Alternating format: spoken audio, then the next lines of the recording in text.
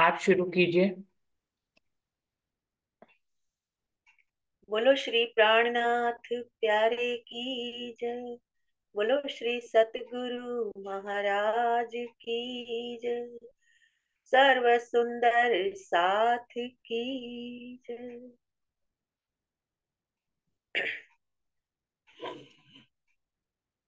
पिया भूम तले की बैठे, रूहों काले के मिलावा, अपने तन जान के तुमने हंसी का खेल दिखाया। पिया भूम तले की बैठे, रूहों का लेके मिलावा, अपने तन जान के तुमने हंसी का खेल दिखाया। पिया भूम तले की बैठे, हक बिन हकीकत कौन बताए, मुजरे की लीला कौन कहे। भुलवन के सुख निरत की बाखर से जाकी मंदिर कौन कहे। दो दो सखियों का सुख पालों में बैठना, पिया क्यों हमको बिसराया। अपने तन जान के तुमने हंसी का खेल दिखाया।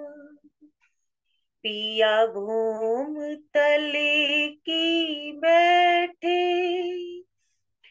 रूहों का लेके मिलावा, अपने तन जान के तुमने हंसी का खेल दिखाया। पिया भूम तले की बैठे, सुख आनंद हिंडोलो वाला, देवी कौन तुम्हारे बिना। नौमी भौम से धाम की शोभा, कौन दिखावे तुम्हारे बिना। मध्य पूनम की शीतल चांदनी, चांद तारों ने नूर छिटकाया। अपने तन जान के तुमने हंसी का खेल दिखाया। पिया भूम तले की बैठे, रूहों का लेके मिलावा, अपने तन जान के तुमने हंसी का खेल दिखाया। पिया भूम तले की बैठे, आठों सागर के सुख भूली, आत्म कहाँ पुकार करी। आठ जिमी के वन उपवन में, प्रीतम संग विहार करे। आठों सागर के सुख भूली, आत्म कहाँ पुकार करे। आठ जिमी के वन उपवन में, प्रीतम संग विहार कभी था खेलना, कभी झूलना, कभी झीलना अंग सुहाया, अपने तन जान के तुमने हंसी का खेल दिखाया। पिया भूम तले की बैठे, रूहों का लेके मिलावा, अपने तन जान के तुमने हंसी का खेल दिखाया। पिया भूम तले की बैठी। बोलो श्री प्राणनाथ प्यारे की जय। बोलो श्री सतगुरु महाराज की जय। सर्व सुंदर साथ की जय। प्रणाम। प्रणाम जी, धन्यवाद पूजा दीदी। शुरू करते हैं सुंदर साथ जी।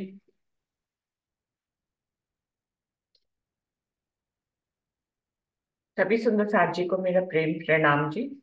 प्रथम लागू दोई चरण को, धने न छुड़ाइयो खीन, लाख तली लालेड़िया, मेरी जीव के ही जीवन, इन पाँव तले पड़ी रहूं।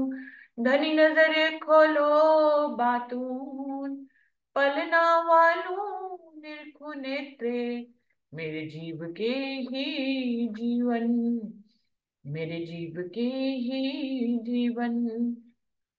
श्री बंदो सतगुरु चरण को, करूं सो प्रेम प्रणाम। अशुभ हरन मंगल करन, धनी श्री देव चंद्र जी नाम। श्री प्राणनाथ निज मूलपति, श्री मेहराज सुनाम। तेज कुंवर श्यामा युगल, जी को पल पल करूं प्रणाम। पिया जी को पल पल करूं प्रणाम।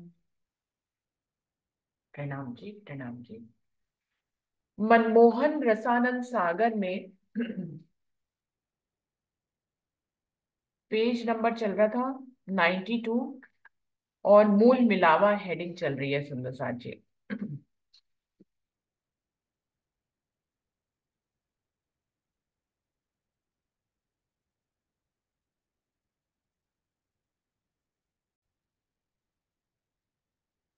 तो सुंदर साथ जी, इसमें मूल मिलावे का वर्णन चल रहा था कि कैसे मध्य का चबूतरा है, चौथी चौरस हवेली जो है, पहली भूमि में चौथी चौरस हवेली मूल मिलावा है, और उसमें मंदिरों की हार, उसके अंदर फिर एक थंबों की हार है, और कमर भर ऊंचा चबूतरा है जिसके ऊपर फिर थंबों की हार है। इस चबूतरे के मध्य में सिंहासन है राजी महाराज का, और उससे जो है कि छोड़ के पांच पांच वन के चार हारे माने, 3.5 मंदिर के अंदर अंतर पर इन्होंने वर्णन किया है युगलदास जी ने, कि सखियों की हारे बैठी हुई हैं, 3 हारे बैठी हुई हैं। दो, पहली हार में 2,000 कह रहे हैं, और फिर दूसरी हार में 4,000, और फिर तीसरी हार में 6,000 बैठी हैं। वैसे तो हम सभी को मालूम है इंद्रवती जी की वाणी में कि दाड़िम की कलियों की तरह सखियां बैठी हैं। इतनी भी जगह नहीं है कि उनके बीच में उंगली भी घुस सके, इतनी चिपक चिपक कर सखियां बैठी हैं। लेकिन कई जगह ऐसा भी वर्णन आता है कि सखियां 3 हारों में बैठी हैं। ये जो है कालमाया के ब्रह्मांड से सखियों ने स्वात्सी, राजसी और तामसी 3 स्वभाव जैसे ब्रज के बाद से बने थे, वैसे ही 3 हारों में बिठाने का भाव भी है। तो दोनों ही भावों को हमें अपने अपने दिल के अनुसार ले लेना चाहिए सुंदर सा जी, कि जिसको अगर हारों में ठीक लगता है वो हारों में भी समझ सकते हैं, और जिनको दाड़िम की कलियों की तरह समझना है वो वैसे भी समझ सकते हैं। तो कठेड़े के साथ लगकर 6,000 रूहों की कतार बैठी हुई है। तो अत्यंत सुंदर मीठी ज्योति की दीवार फिरी है अब, और चारों तरफ 4 दरवाजे रोशन है। सो यह 64 थन चबूतरा के भीतर अकह अगम अक्षत शब्दातीत शोभा हो रही है। तो युगलदास जी कह रहे हैं कि इस प्रकार से ये जो कमर भर ऊंचा चबूतरा है, जो कठेड़े के अंदर है, मतलब चारों तरफ थंब है और बीच में कठेड़े हैं, उनके अंदर जो चबूतरा है, उसमें ये जो लीला राजी महाराज करने जा रहे हैं, रूहों को खेल दिखाने जा रहे हैं, ये लीला आज तक ना किसी ने कभी कही है, ना ही यहाँ तक किसी की पहुंच है। और ये शब्दातीत शोभा है जो युगलदास जी हमें बता रहे हैं, या हमारे परम धाम की सखियों ने ही हमें इसके बारे में बताया है। इंद्रावती जी ने बताया है, धनीदेव चंद जी ने बताया है, लालदास जी ने बताया है। इस तरह से हमें पता है, लेकिन दुनिया का संसारी व्यक्ति यहाँ तक नहीं पहुंच पाया है। इसीलिए इस लीला को शब्दातीत लीला कहा जाता है, क्योंकि शब्दों से परे है, और यहां तक कोई पहुंचा ही नहीं तो शब्दों में वर्णन भी क्या करेगा। और अनु और अनु अनु मात्र सकल चीज में दसऊ दिस विषय पीयू माशूक झिलमिलात है। वो कह रहे हैं शब्दातीत की जो शोभा यहाँ पर हो रही है मूल मिलावे में, उसके बारे में अगर हम आपको बताएं, तो वहां के अणु अणु में, मतलब एक एक कण में, चाहे वो कोई भी चीज हो, सकल चीजों के कण कण में दसों दिस विषय, दसों दिशाओं में मीठे माशूक ही झिलमिला रहे हैं। अगर आप किसी भी कण की बात करें तो भी राजी महाराज ही का वो स्वरूप है, और राजी महाराज अणु का स्वरूप है, और अणु राजी का स्वरूप है। वहां पे इस तरह की वायदत है, आप वहां के जर्रे को भी राज्य से अलग नहीं समझ सकते। तो वो कह रहे हैं अणु अणु दसों दिस में सिर्फ राजी महाराज ही झिलमिला रहे हैं। ये आपकी वो अलग अलग रूप धारण किए हुए हैं, 10 दिशाओं के रूप में राज्य हैं, एक एक कण के रूप में राज्य है, और उनमें झिलमिला भी राज्य ही रहे हैं। देखने के लिए हमें वो अणु लगते हैं, या दसों दिशाएं लगती हैं, या कोई चीज लगती है, पर वास्तव में हर तरफ राज्य ही झिलमिला रहे हैं। और 64 थम चबूतरा से 60 मंदिर के तले जवेरों की पुतलियां, और 60 मंदिरों के भीतर जो 2 गलियां हैं, 3 गलियों में जवेरों की पुतलियां हैं।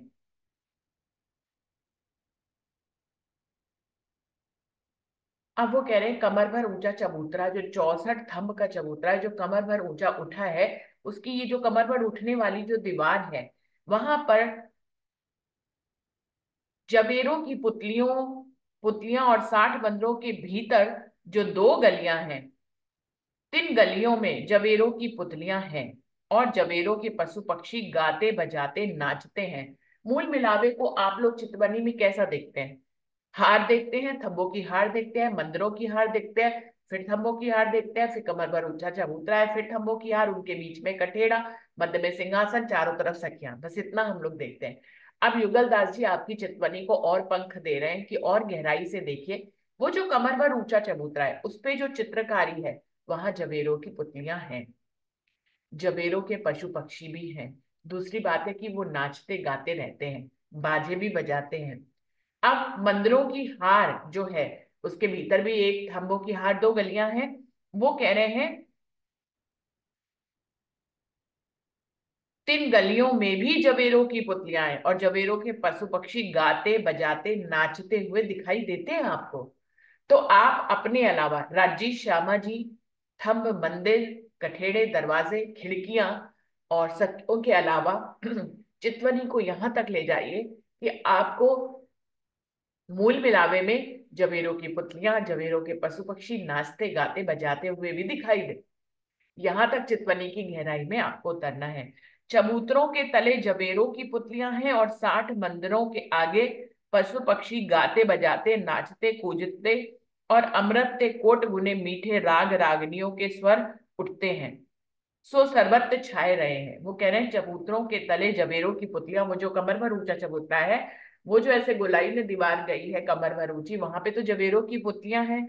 और जो 2 गलियां हैं थंबों के इधर उधर, थंब के इधर उधर, उसमें जबेरों के पशु पक्षी हैं, जो नाचते रहते हैं, गाते रहते हैं, कूदते रहते हैं, और अमृत से भी कोट गुना मीठी राग रागनियों के स्वर गाते हैं। और ये सर्वत्र छाए रहे हैं, मतलब पूरे मूल मिलावे में ये छाए हुए हैं। और मिश्री से अत्यंत महामीठे सब तरफ स्वर्ण डोरे बंधे हैं। और वो कह रहे मिश्री से भी अत्यंत मीठे स्वर जो है वो डोरे बंधे हैं। सब तरफ स्वरण डोरे बंधे हैं, सब तरफ आप देखें मिश्री से भी मीठे स्वर गूंज रहे हैं, आप उससे बंध जाएंगे। ऐसे स्वर उठ रहे हैं, मूल मिलावे में जाके सिर्फ राज्य का ही दर्शन नहीं करना है, इन सब के बारे में भी आपको चितवनी में लेना है, भावों में लेना है। तो आप देखेंगे कि वहां सब तरफ मिश्री से भी मीठा स्वर गूंज रहा है पूरे मूल मिलावे में, जिससे आप बंध जाते हैं। मतलब बंधना अनिवार्य है, आप बंधे ना ऐसा नहीं हो सकता है। इतना मीठा स्वर पशु पक्षी गा रहे हैं, मिश्री से भी मीठे स्वरों में राज्य का गुणगान कर रहे हैं, ऐसी राग रागनियां अलाप रहे हैं कि आप उनसे बंध जाएंगे, बंधे बिना आप रह नहीं सकते। और दस दस और दम दम पल पल अमृत से मीठी अत्यंत महापैनी तान टूटत है। और वो कह रहे हैं हर पल हर घड़ी वहां पर अमृत से भी मीठी तान जो होती है, महापैनी, महापैनी कह रहे हैं मतलब ऐसी धारदार तान जो है वो अलापते हैं कि आप उसकी धार से बच नहीं सकते। पशु पक्षी इतनी सुंदर अमृत से भी मीठी तान जो है महापैनी, बहुत ही पैनी है, जो सीधा आपके दिल पर जो है भाले की तरह कटाक्ष करेगी, ऐसी पैनी राग रागनी से तान से वो गा रहे हैं। तिन तान टूटने से जड़ पशु पक्षियों के सिर झूमत हैं। और वो कह रहे हैं इस तान के हिसाब से ही पशु, एक तो वो गा रहे हैं इस तान में, ऊपर से इस तान के हिसाब से ही उनके सर जो है वो झूमते भी हैं, वो गाते भी हैं, बजा भी रहे हैं और झूम भी रहे हैं उसी तान के हिसाब से। तिन तान टूटने से जड़ पशु पक्षियों के सिर झूमत है, और थंब कठेड़ा दर दीवार घूमत है। और वो कह रहे हैं सिर्फ पशु पक्षी ही नृत्य नहीं कर रहे, जवेरों की पुतलियां ही नृत्य नहीं कर रही, वहां के दीवार, कठेड़ा और थंब सभी नृत्य कर रहे हैं। तो अब आपको ऐसे मूल मिलावे की चितवन करनी है। सुंदर साथ जी, जुगलदास जी ने जो हमें पंख दिए हैं कि परम धाम के मूल मिलावे में हर चीज नृत्य कर रही है, थंब भी नृत्य कर रहे हैं, गलियां भी नृत्य कर रही हैं, पशु पक्षी भी नृत्य कर रहे हैं, जवेरों की पुतियां नृत्य कर रही है, कठेड़ा नृत्य कर रहा है, दर और दीवार, दीवारें भी और छतें भी नृत्य कर रही हैं, और बरबस चित्र के खींचने वाली अत्यंत महासुंदर मीठी जवेरों की पुतलियां नाचत हैं।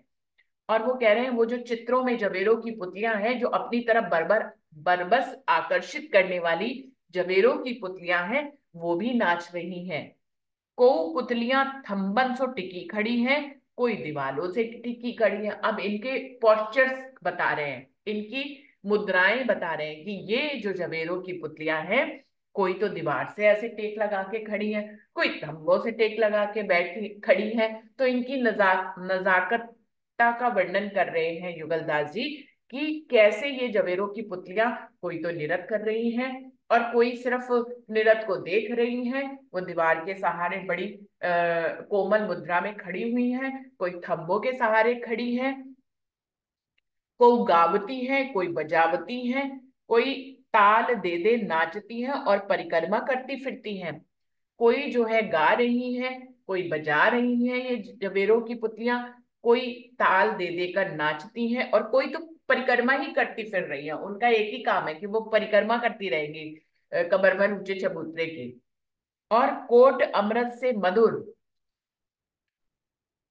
और कोट अमृत से मधुर सर्वत्र स्वरन की डोरी खिंची है और राग को मंडल बंधा है। वो कह रहे हैं सब तरफ अमृत से भी मीठी मधुर ध्वनि के स्वर जो है खिंचे हुए हैं। पूरे मूल मिलावे में आपको अमृत से भी मीठी स्वरों की डोरी खिंची हुई दिखाई देगी, और राग को मंडल बंधा है, ऐसे लगता है जैसे रागों ने अपना मंडल वहां पर छत्र छाया बांध ली हो, ऐसा लगता है। और छिन छिन पल पल नवल नवल अमृत रस की तान पर टूटत है। और वो कह रहे हैं हर पल हर घड़ी वहां पर एक सी राग रागनी नहीं रहती है, पल भर में ही वो राग और तान जो है वो अलग अलग हो जाती है, बदल जाती है। हमारे दिल को मोहने के लिए ये राग रागनियां जो है वो अलग अलग तरह की हो जाती हैं। अत्यंत महा अद्भुत सुंदर अमृत से कोट गुने मीठी माशूक जीव जीवन जी आगे विराजे हैं। और वो कह रहे हैं इन सभी स्वरों के बीच में, इन सभी राग रागनियों के बीच में राजी महाराज सिंहासन के ऊपर बहुत ही सुंदर, अद्भुत और अत्यंत महा अद्भुत सुंदर, अमृत से भी कोट गुना मीठे माशूक जो हमारे जीव के जीवन है, आगे विराजे हुए हैं सिंहासन पर। और अनु अनुमात्र चीजें, चीजों विषय दसों दिस विषय प्रतिबिंबित है। और वो कह रहे हैं परमधाम के एक छोटे से छोटे अणु में या दसों दिशाओं में राजी महाराज ही झिलमिलाते हुए दिखाई दे रहे हैं। और दसों दिस विषय झिलमिलात दिखात है, सो दसों दिस विषय एक अखंडानंद को सिंध हिलोरत है।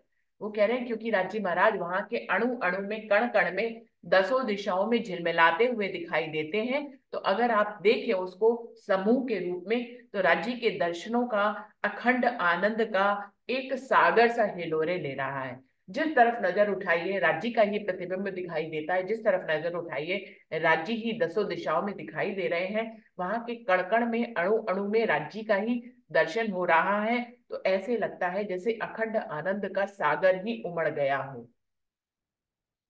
बीच ऐसे समय के जुगल जीवन में ऊपर सिर सुरत तुम्हारी के इच्छा रूपी जादू डाल दिया है।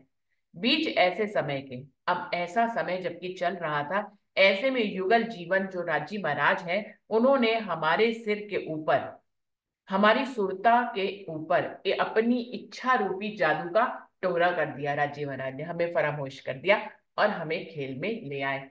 इतना सुंदर मूल मिलावा जहां पर हम विराजमान थे राज्य के चरणों में और अखंड आनंद का अनुभव कर रहे थे, क्योंकि वहां के अणु अणु और दसों दिशाओं में पल पल में, एक एक जर्रे में राज्य झिलमिला रहे थे, क्योंकि अखंड आनंद का सागर में हम हिलोरे ले रहे थे। हमें कुछ भी माया का पता नहीं था। ऐसे समय में राज्य ने इच्छा रूपी जादू जो है हमारे ऊपर डाल दिया। सो सूरत तुम्हारी ऐसे अखंडानंद सिंध से फिसल पड़ी। और हमारी जो सुरता है, युगलदास जी कह रहे हैं, ऐसे अखंड आनंद में जबकि हम विलीन हुए जा रहे थे, खो रहे थे, हमें अपने का भी पता नहीं था। ऐसे अखंड आनंद के बीच में जब राजी ने इच्छा रूपी जादू हमारे ऊपर डाला, तो हम जो है उस अखंड आनंद से फिसल गए। सो सूरत तुम्हारी ऐसे अखंडानंद सिंध से फिसल पड़ी। फिसल गए, कहाँ आ गई? काल माया के ब्रह्मांड में आ गई। और चरकीन का, चरकीन जो 14 तबक का सुख है, तिन में गिर पड़ी। ये जो जो चरकीन जमी है, जहां पर सुख भी दुख का ही रूप होता है, जहां दुख ही दुख है, और जो सुख दिखता है वो भी दुख का ही रूप होता है, ऐसे चरकीन जिमी में हमारी सुरता फिसल कर आ गई। उस अखंड आनंद को छोड़ दिया, इस दुख, चरकीन दुख की माया नगरी में हमारी सुरता फिसल कर आ गई। और तिलसम महाल में भूतन के बाजार लगे हैं, और भूतन की मिठाइयां धरी हैं, तिनमें भूल गई। अब वो ये कैसा तिलसम का दुनिया है, ये जो जहां हमारी सुरता फिसल के आ गई है, ये क्या है? ये तिलसम की दुनिया है। यहाँ पर हर कुछ भी सच्चा नहीं है, सभी भूत ही भूत है। जो हमें सत्य दिखते हैं वो भी भूत है। भूत मतलब जो सच्चाई नहीं होती ना। भूत कौन होते हैं? जो कहते हैं जो तन छोड़ने के बाद भूत बन जाते हैं, उनके पास तन नहीं होते हैं। तो वो कह रहे हैं हमारे यहाँ पे तन नहीं है, हमारे असली तन तो मूल मिलावे में बैठे हैं। ये जो तन हम लिए हुए हैं, ये भूत है और कुछ भी नहीं है। जैसे कि हम इस दुनिया में एक अगले भूत की कल्पना करते हैं ना, ऐसे ही परमधाम की नजर से देखो तो हम भूत ही हैं, क्योंकि हमारे यहाँ पे तन नहीं है। फिर भी हम दिख रहे हैं, छाया के रूप में दिख रहे हैं। हमारे ये रूप क्या है? छाया ही तो है। तो कैसे उन्होंने इसको भूत कह दिया सुंदर सा जी?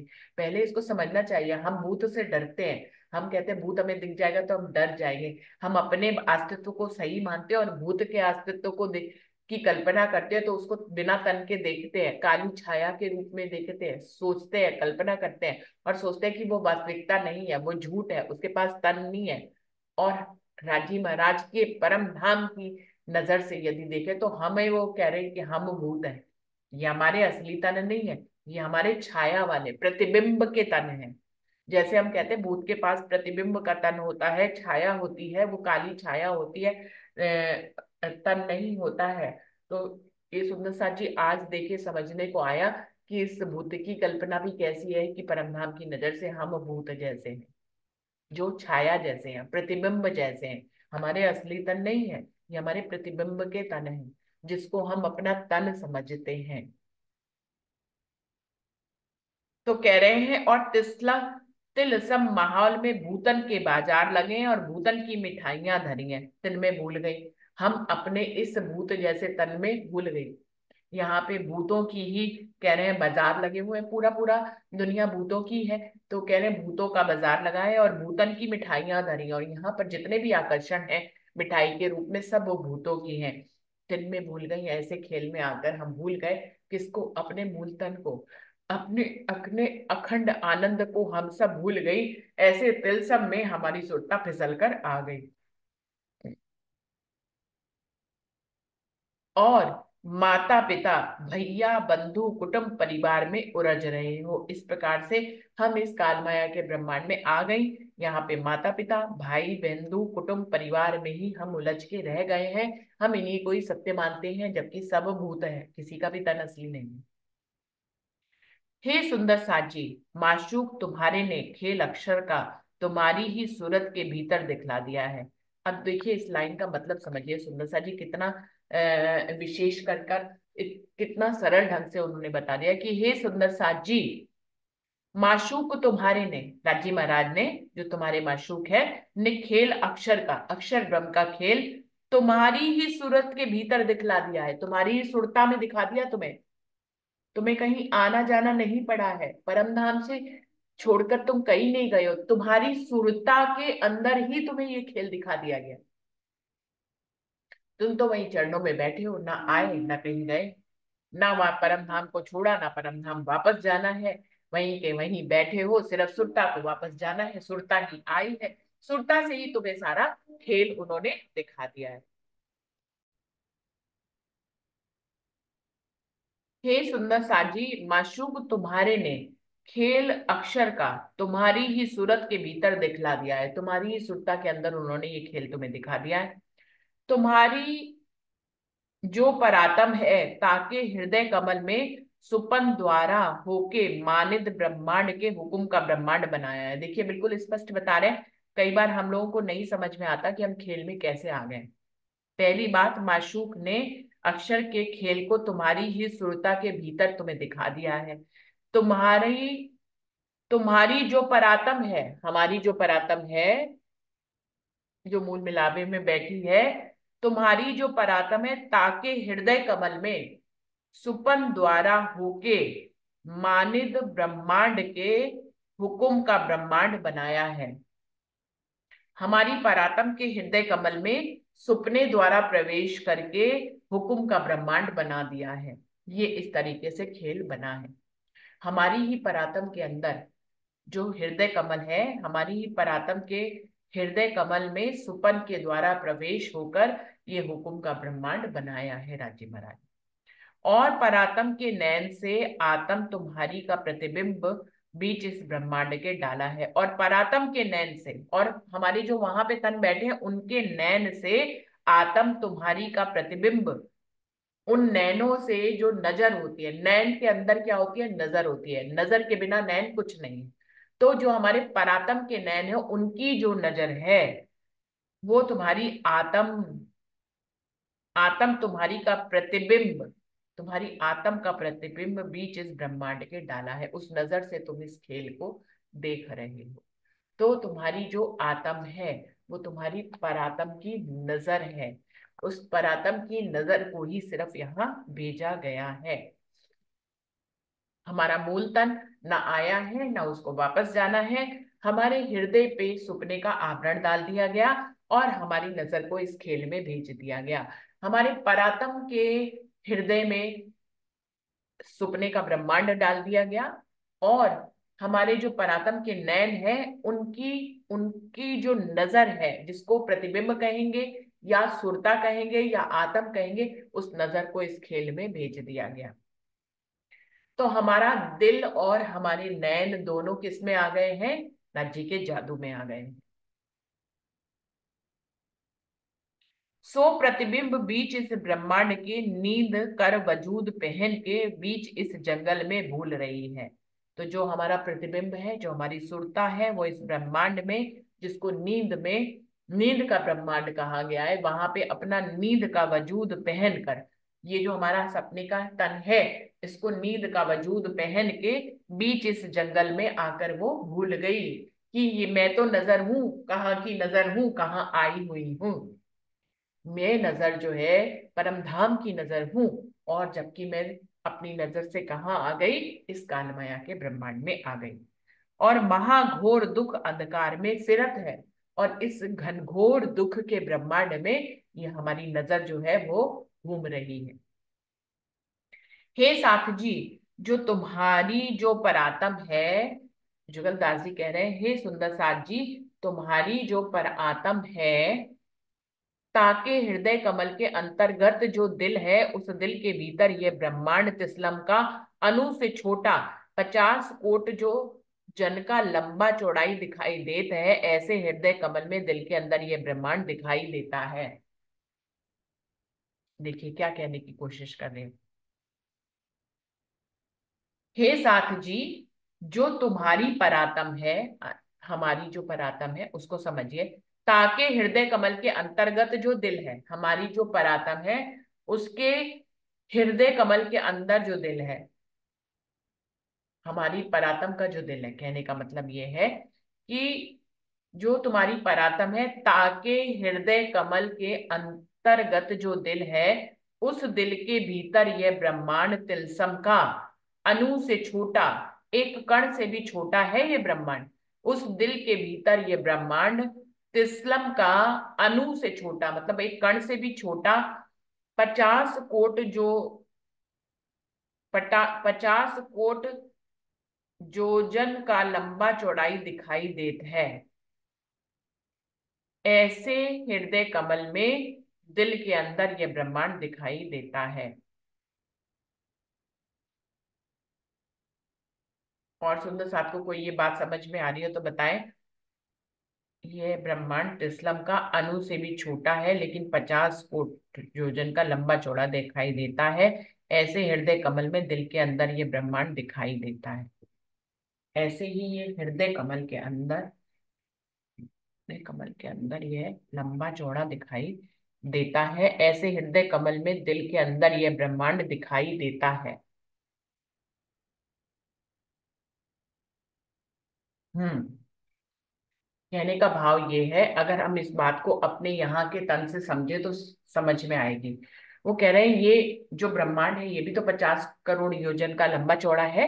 ये ब्रह्मांड भी तो इतना ही बड़ा ही, जब यहाँ की नाप तोल तो यहाँ की भी नहीं हो सकती ना, परम धाम की है, लेकिन परम धाम को भी उन्होंने 50 करोड़ योजन का कहा है, और ये दुनिया भी 50 करोड़ योजन की है।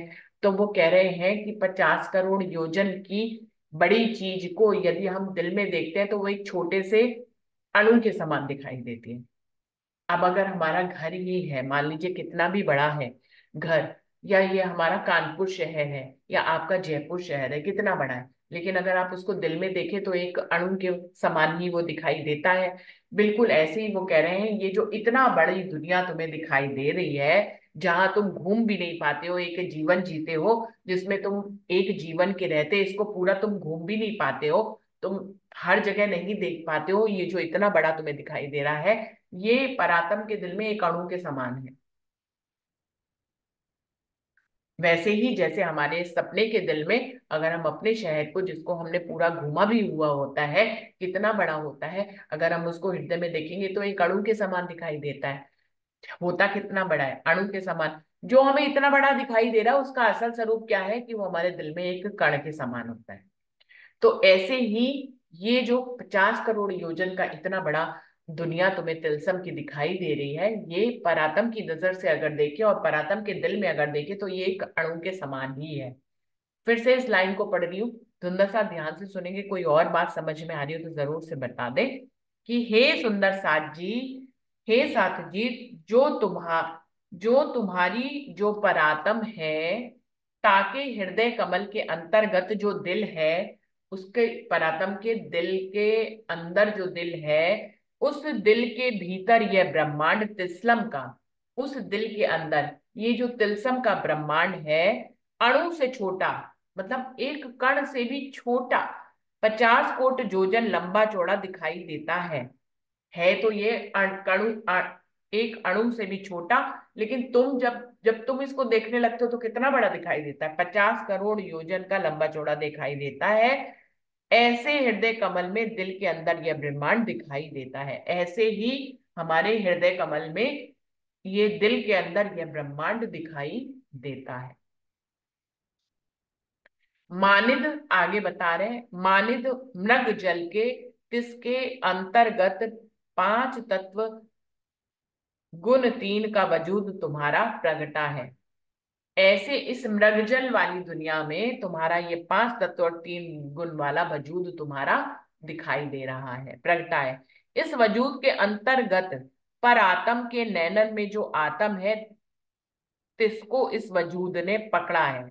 और इस वजूद के अंतर्गत ये वजूद किसके नजरों में है? ये हमारी परात्म की जो नजरें हैं, जो आत्म है, उसने, इस वजूद ने उस आत्म को पकड़ रखा है, या उस आत्म ने इस वजूद को पकड़ रखा है। एक ही बात है सुंदर साथी। हमारी नजर, जो हमारी परात्म की नजर है, जिसको आत्मा कहते हैं, वो इस वजूद के ऊपर पड़ी है। तो इस वजूद ने उस नजर को पकड़ा हुआ है या उस नजर ने इस वजूद को पकड़ा हुआ है, एक ही बात है। तो इस वजूद के अंतर्गत, इस वजूद में परात्म के नैनन में जो आत्म है, परात्म की आंखों की जो नजरें हैं, जिनको आत्म कहते हैं, परात्म के नैनों में जो आत्म है, जिसको इस वजूद ने पकड़ा है। इस वजूद ने किसको पकड़ रखा है? परात्म की नजर को पकड़ रखा है। मानित छाया ग्रहिणी के जैसे छाया को हम देखते हैं ना, वैसे ही ये प्रतिबिंब जो है, हमारा तन जो है, एक छाया है। इस छाया पर किसकी नजर पड़ी हुई है? परात्म की नजर पड़ी हुई है, आत्म के रूप में।